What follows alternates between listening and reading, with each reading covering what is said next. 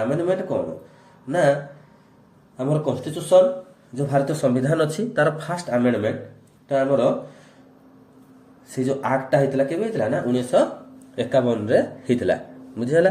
ତ first amendment ଆକ୍ଟଟା ହେଉଛି ଆମର କ'ଣ କନଷ୍ଟିଚ୍ୟୁସନ 1951ରେ ଯେଉଁଟାକି ଆମର 9th ସିଡ୍ୟୁଲ ଆଡେଡ୍ ହେଇଥିଲା ଆଉ ରିଲେଟେଡ୍ ଟୁ ଲ୍ୟାଣ୍ଡ ରିଫର୍ମ 1951ରେ ଯେଉଁଟା ହେଇଥିଲା ସେଇଟା କ'ଣ ଲ୍ୟାଣ୍ଡ ରିଫର୍ମ ଉପରେ ଆମର ସେଇଟା କ'ଣ ଆଧାରିତ ଥିଲା।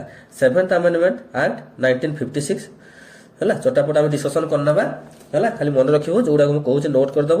1956ରେ ଆମର କ'ଣ ହେଇଥିଲା 7th ଆମେଣ୍ଡମେଣ୍ଟ ଆକ୍ଟ ଯେଉଁଟାକି ଆମର ଆର୍ଟିକଲ 395 ପାର୍ଟ 22 ସିଡ୍ୟୁଲ 8+1 ଯେଉଁଟାକି ଆମର 9 ଏଠି କ'ଣ ହେଇଥିଲା 7th ଆମେଣ୍ଡମେଣ୍ଟ ଆକ୍ଟରେ ନା ଯେଉଁଟା 56ରେ ଆମର ହେଇଥିଲା Bai this states are recognized on the basis of language and the earlier 3 categories are abolished and divided into 14 states and 6 union territories। ତ ଆମର 1956 7th amendment act ଅନୁସାରେ କେତେଟା ହେଇଥିଲା 14ଟା ଷ୍ଟେଟ୍ ହେଇଥିଲା ଆଉ 6ଟା ୟୁନିୟନ ଟେରିଟୋରୀ ଯୋଉଟା କେନ୍ଦ୍ର ଶାସିତ ଅଞ୍ଚଳ ହେଇଥିଲା ବୁଝିହେଲା ପିଲାମାନେ। ନେକ୍ସଟ ଯିବା 10th amendment act ଯୋଉଟାକି 1961 ହେଇଥିଲା। ମନେ ରଖିଦେବ କୋଉ ଆକ୍ଟଟା କେବେ ହେଇଥିଲା Dadra Nagar Haveli are added to the Indian union.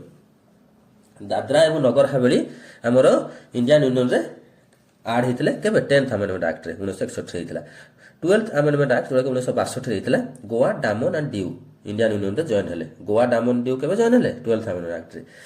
13th amendment ଯୋଉଟାକି led to the formation of the state of Nagaland as a part of the union of India ବୁଝିହେଲା।